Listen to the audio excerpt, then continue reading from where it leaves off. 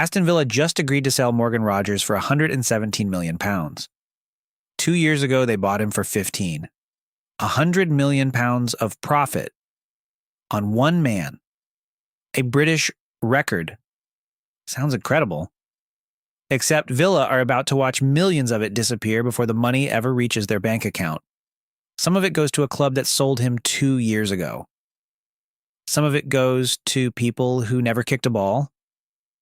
And some of it was never really there at all. Because the moment that fee was agreed, a queue formed. And Villa are not at the front of it. By the time that $117 million reaches its final destination, it won't look anything like $117 million anymore. So let's follow the money. So who else gets paid when a club sells a player for £117 million? Let's follow the money. First, the facts. Aston Villa signed Morgan Rogers from Middlesbrough in February 2024 in a deal reported at around £15 million. A 21-year-old out of the Championship. Decent business, nothing spectacular. Then he exploded. Goals, assists, an England shirt, a World Cup. And this week, Chelsea agreed a fee reported at £117 million, beating the $116 million Manchester City paid Nottingham Forest for Elliot Anderson earlier this month. 2 British records broken in the same summer. That tells you where this market is heading. But back to the money. $15 million in. $117 million out. On paper, £102 million of profit. On paper. Here's the first name in the queue, and it's the one that surprises people. Middlesbrough. A club that sold this player 2 years ago. A club that has nothing to do with this transfer. They're reportedly getting a cut. Why? A sell-on clause. When Middlesbrough sold Rogers to Villa, they reportedly negotiated a percentage of any future sale. It's one of the smartest tools a smaller club has, because a championship club knows the truth. They can't keep their best players. So instead of fighting it, they build in a share of what happens next. The exact percentage in this deal hasn't been made public. But on a £117 million sale, even a modest percentage is life-changing money for a club at that level. Think about that. Middlesbrough's best financial move in years might be a player they sold 2 years ago. That's not luck. That's a clause. Middlesbrough are just the first. One hand. The agent. On a deal this size, representation fees are enormous, and there's rarely just one party at the table. Another hand. Tax.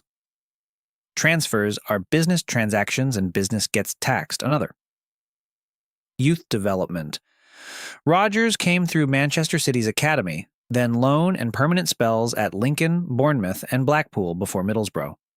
Football has systems designed to send money back to the clubs that develop players. How much reaches each one depends on the deal and the competition rules involved. But the principle holds. The people who built him are owed something. And another. The structure itself. Fees this size are rarely paid in one lump. They're split into installments across years, with add-ons attached to appearances and trophies, money that may never be paid at all, hand after hand after hand, and every one of them reaches in before Villa do. The headline says, $117 million. What actually lands in Villa's account this year is a very different number. Now here's the real question. Villa are a good team. Rogers was one of their best players. Why sell him at all? Because of the rules. Modern football has spending controls, profit and sustainability rules that limit how much a club can lose. Break them, and you face points deductions or transfer bans. And here's the quirk that changes everything. When a club buys a player, the cost is spread across the length of his contract. But when a club sells a player, the profit counts immediately. All of it.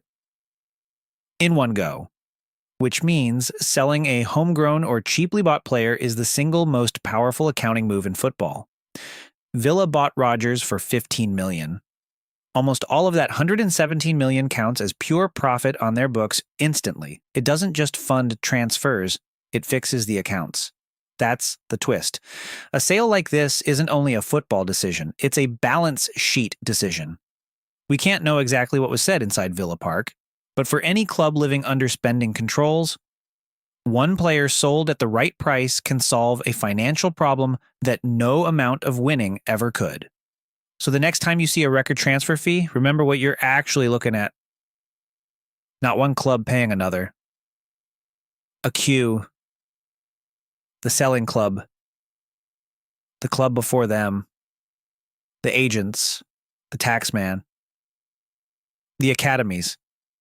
Everyone gets a hand in before the number in the headline becomes a number in the bank. Morgan Rodgers cost £117 million. Villa will keep less than you think. Middlesbrough will bank more than you'd guess. And the accountants will sleep better than anyone. The next transfer fee you read won't be the number you believe. It never was. That's what this channel is about. The money hiding behind the game everyone thinks they already understand. If this changed how you read a transfer, subscribe. Where football meets finance. This is In Offside.